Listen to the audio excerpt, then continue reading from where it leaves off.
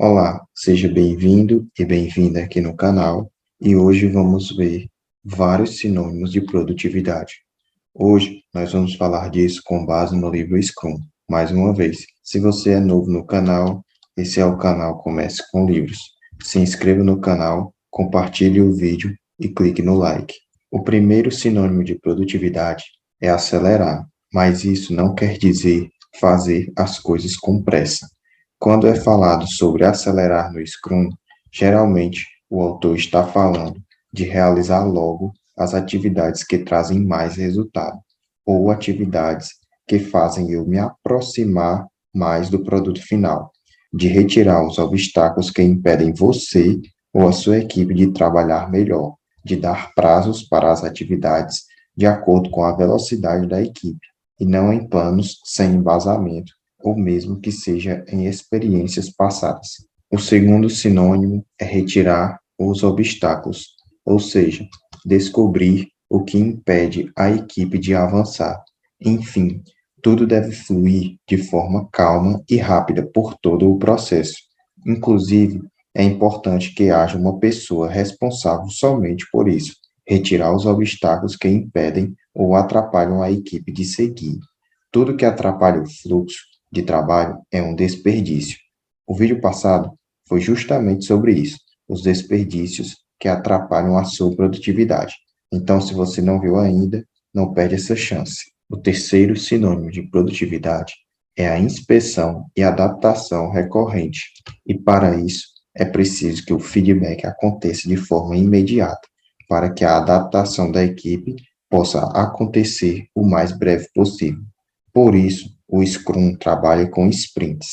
O sprint é uma forma de partir o projeto em vários pedaços, mas que ao final de cada pedaço você consiga ter algo pronto. A grosso modo, é isso, e cada sprint tem pequena duração, geralmente de uma semana, pois ao final de cada semana é possível acontecer a inspeção e a adaptação para o sprint seguinte. E para te ajudar com isso, vou te dar 3 perguntas. Pergunta número 1. Como se pode trabalhar melhor em conjunto no próximo sprint? Pergunta número 2. O que atrapalhou o sprint passado? Pergunta número 3. Quais obstáculos fizeram diminuir a velocidade? Tenho certeza que essas perguntas são suficientes para te guiar a inspecionar e se adaptar melhor no próximo trabalho. O quarto sinônimo de produtividade é a transcendência no trabalho. As equipes que têm uma noção de propósito que vai além do comum, permite-se passar do trivial e alcançar o extraordinário. Não se contentar com a média e sim ser grande. Muda por si só a forma como essas pessoas se veem e o que são capazes de realizar. Então, se você estimular a equipe a um senso de propósito, a tendência é que as equipes trabalhem melhor, assim como no seu trabalho individual. Pessoas que têm um porquê e um para quê trabalham melhor quando comparado aos demais. O quinto sinônimo de produtividade é a autonomia.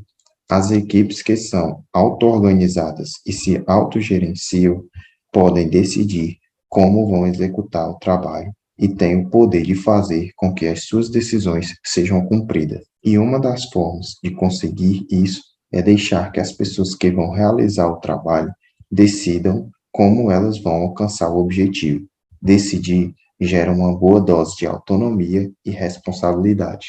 O sexto sinônimo de produtividade são as equipes multifuncionais.